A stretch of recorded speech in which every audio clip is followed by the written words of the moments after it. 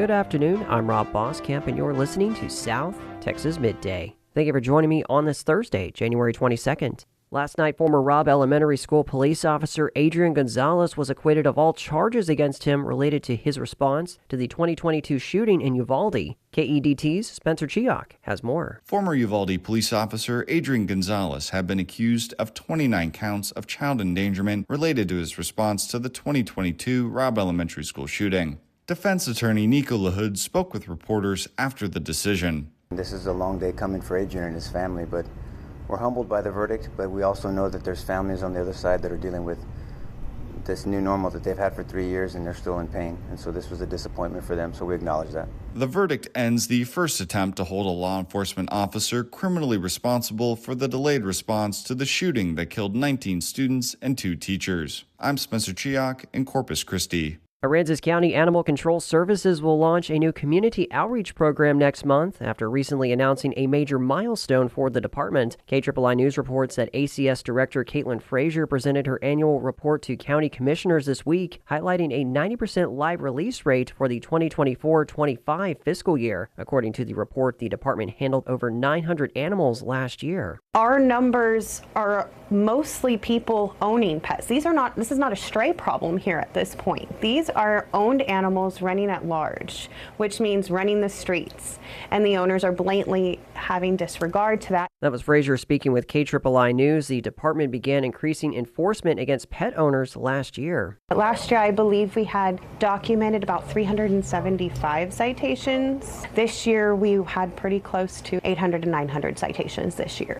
The department will launch a community outreach and compliance program on February 2nd. Frazier told KIII the outreach program will be part of its 8 a.m. to 5 p.m. operations, which will not add additional costs for taxpayers. Brownsville residents yesterday were part of the first Coffee with the Mayor event of 2026 at the Brownsville Public Library main branch. Mayor John Cowan Jr. addressed a variety of issues impacting the community, from economic development and public safety to future growth plans. He highlighted the city's sales tax performance, which he said reflects ongoing economic momentum. Cowan also underscored the importance of the city's recycling program. Addressing ongoing public safety concerns, he spoke about the new Midtown Entertainment District ordinance recently passed by City Commission. The ordinance will increase police presence along Pablo Quiso Boulevard, which is home to over a dozen bars and has experienced multiple late-night disturbances. He said the city is basically adopting the TABC regulations and is able to enforce them and fine people and hold bar and property owners accountable. Brownsville officials are working on a citywide program. The mayor also provided updates on improvements to the city's park system and a potential partnership with the United Soccer League to bring professional soccer to Brownsville. Tonight, Republican candidates for Congressional District 34 will participate in a forum debate hosted by Nueces GOP and Coastal Bend Young Republicans. It will be from 7 to 8:30 p.m. tonight at Richardson Performance Hall at Del Mar College's East Campus at 101 Baldwin Boulevard. Candidates scheduled to participate include Keith Allen, Luis Buentello, Eric Flores, Myra Flores, Fred Hinojosa, Gregory Scott Kunkel Jr., and Scott Mandel. Texas lawmakers finally increased funding for disabled students after years of underfunding. KERA's Bill Ziebel reports the state must now figure out where to send the new money. Texas is teaching more disabled students than ever, says Stephen Alaman with the advocacy group Disability Rights Texas. But he says state funding hasn't risen in 3 decades. That's until lawmakers in the last legislative session added $250 million. We have turned our back on those dark days, and we will continue to have a commitment to serve the needs of students with disabilities. The Texas Education Agency is now asking those who work with disabled students what specific services and equipment are needed and what they might cost.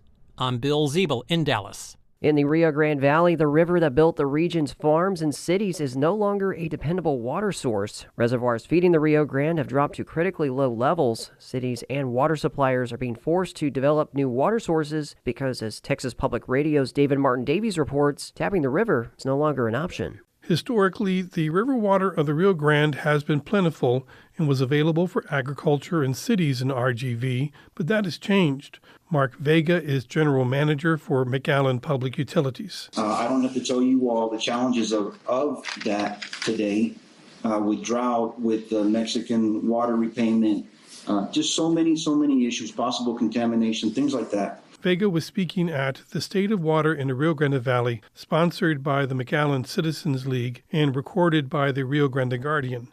He said they can no longer depend on there being enough water in the border river for their needs, and they are moving to diversify with new water sources, including a project to desalinate brackish groundwater.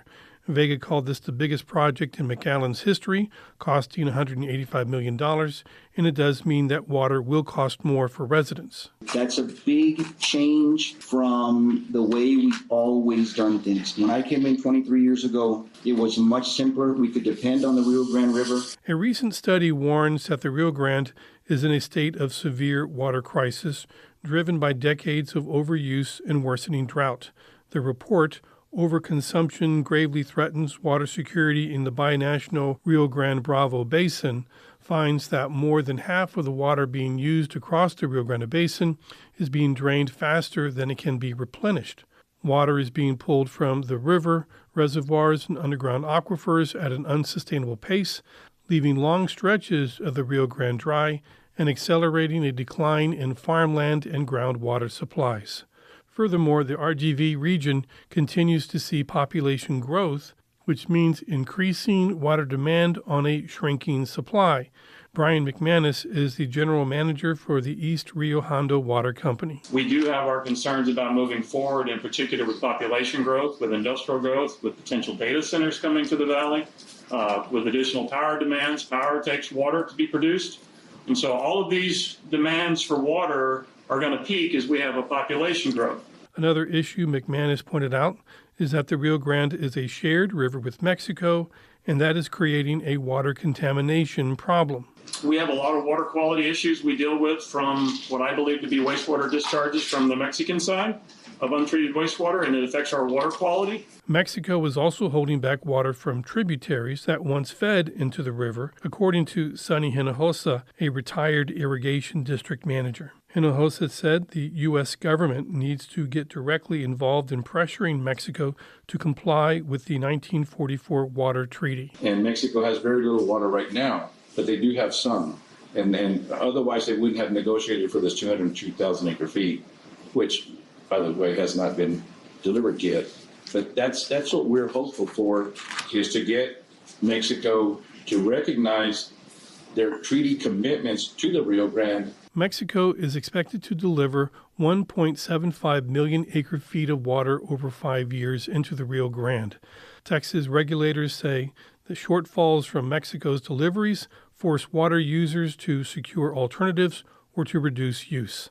I'm David Martin Davies in San Antonio.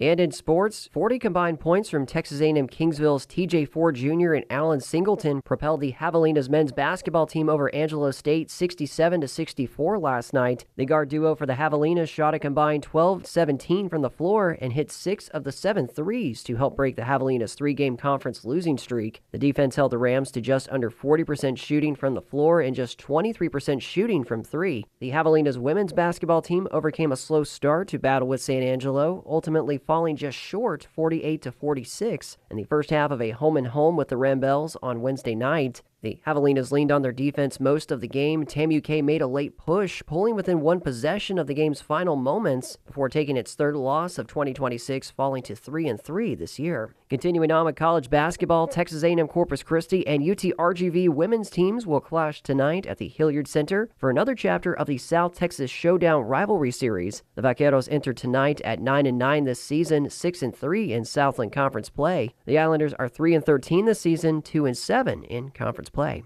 And in Edinburg, the Rio Grande Valley Vipers will take on fellow NBA G League team Rip City Remix at Bert Ogden Arena tonight at 7 p.m. The Vipers roll into tonight's game after defeating the South Bay Lakers at home 126-121 on Tuesday. That game will be live streamed on the NBA G League's YouTube channel. And that is the latest news and information on South Texas Midday. I'm Rob Boskamp. Your community arts calendar and more is on the way.